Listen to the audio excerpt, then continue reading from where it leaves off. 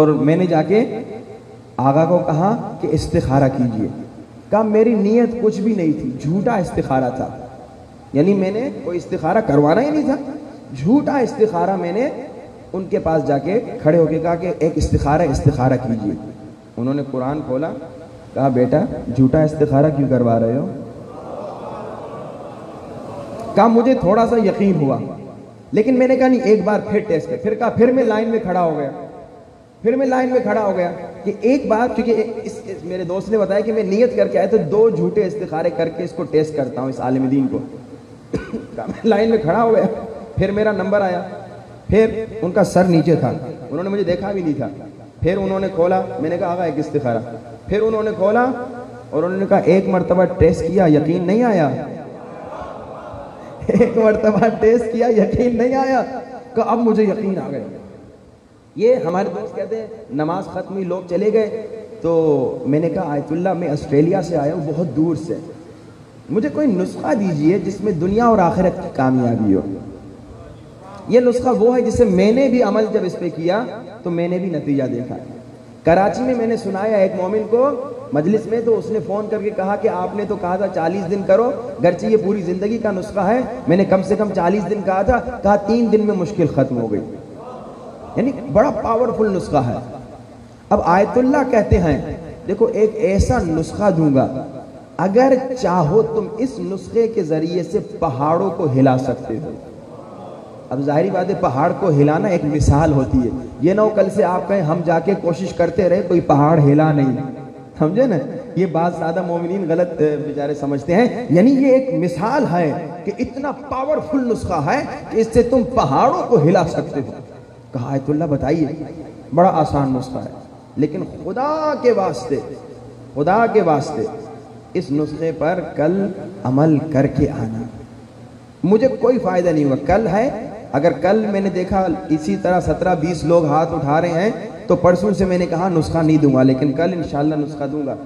لیکن نسخے کا آپ ہی کو فائدہ ہے, مجھے کوئی فائدہ نہیں. خدا کے واسطے سستی چھوڑیے. اس سے قبل کہ یہ نسخہ بتاؤں, یہ بھی پوچھتا چلوں زیارت عاشورہ کس کس نے پڑھی ہے؟ ہو یہ رہا ہے کہ پچھلے نسخے تو آپ بھلا ہی دے رہے ہیں. اگر اب میں وہ پوچھوں وہ جناب اذان اور اقامت کس نے اور 7 مرتبہ الحم والا نسخہ, تو شاید اور کم ہاتھ اٹھیں. بسم اللہ بتائیے. دیکھیے تعداد پچھلے نسخوں کی کم ہوتی جا رہی ہے, بڑی افسوس کی بات ہے. صلوات پڑھیے بآواز بولے.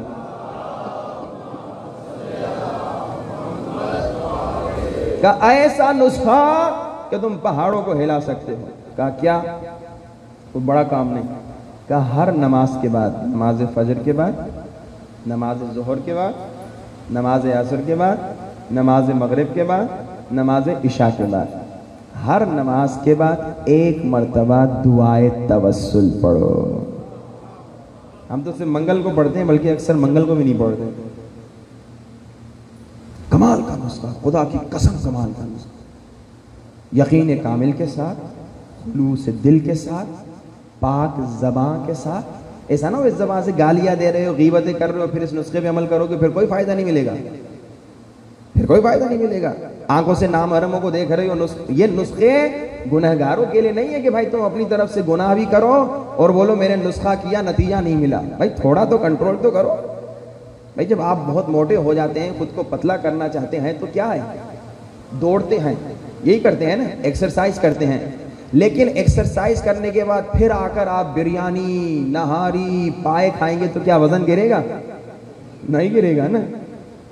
آپ کہیں بھائی میں اتنی ایکسرسائز کر رہا ہوں پھر بھی وزن نہیں گر رہا, تو ہر آدمی کہے گا عقل کے اندھے یہ پائے شائے کھانا چھوڑ دو, خالی ایکسرسائز سے کام نہیں چلے گا.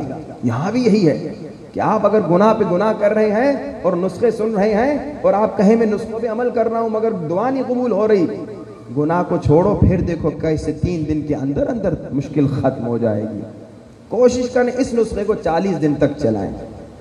کیا ہے دعائے توسل؟ اہل بیت سے توسل. خدایا تجھے محمد مصطفیٰ کا واسطہ مجھے مدد فرما.